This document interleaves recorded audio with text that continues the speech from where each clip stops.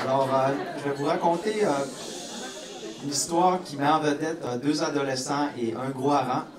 Toutefois, le hareng n'était pas prévu dans l'histoire. Malheureusement, il s'est pointé sans que personne ait demandé sa présence, mais bon. Alors, j'ai écrit sous une forme de lettre.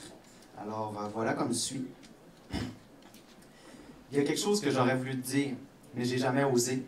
Je me comprends dans le fond, parce que si je m'étais moi-même fréquenté, je me le serais pas dit. Je veux dire, ça m'aurait fait de la peine, puis j'aurais passé au moins un bon mois et demi à me remettre en question. Je suis pas le genre de gars qui cherche à faire de la peine, surtout pas à toi. Je te trouvais vraiment belle, t'étais presque aussi parfaite qu'un ange ou même une sirène. Tu peux choisir, je suis nice demain. Je dois avouer, par exemple, que j'ai toujours été un petit peu trop ébloui par la beauté, que ce soit la tienne ou celle des autres, sans offense. Quand je vois des filles resplendissantes, je me sens comme un petit gars aveuglé par le soleil. Un petit gars pas trop bright qui va finir par se scraper les rétines à force de fixer la grosse boule orange. Cet après-midi-là, j'étais vraiment sous le charme, mais je savais pas que la distance qu'on se gardait, puisqu'on était encore des étrangers l'un pour l'autre, avait quelque chose à jouer là-dedans. Jamais j'aurais pu m'en douter. On s'est laissé nos numéros, puis on s'est texté. La technologie étant ce qu'elle est, j'ai eu la chance, ou pas, de te découvrir, entre guillemets, sans même qu'on soit face à face. On a parlé pendant des heures, comme les adolescents en quête d'une âme sœur pour 6 mois le font si bien. Mais c'est ça qu'on était dans le fond. Fait qu'il n'y a rien de mal à se le dire. On se posait des questions qui visaient explicitement à mieux se connaître. On parlait de notre rêve de partir en road trip pour la Californie puis de nos perspectives de carrière. On se disait que la vie serait donc plus belle sur le bord du Pacifique. À force de te parler, je me suis rendu compte que tu pourrais peut-être m'intéresser. Je t'ai proposé de se voir, puis tu as dit oui. Ça fait que je suis venu te chercher en char à la On ne peut plus First Day. J'avais mis du Blink-182 dans le prélat.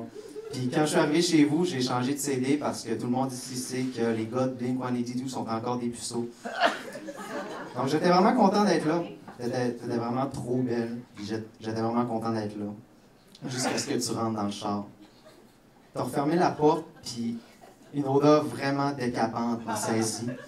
J'étais comme mortifié. Je me suis ensuite dit que c'était rien, que ça passerait, mais non. On s'est promené dans un parc, on a bu un petit café, puis tu sentais encore mauvais. Je me disais que ça venait de ta bouche, mais j'étais comme pas sûr, tu sais, pas à 100%.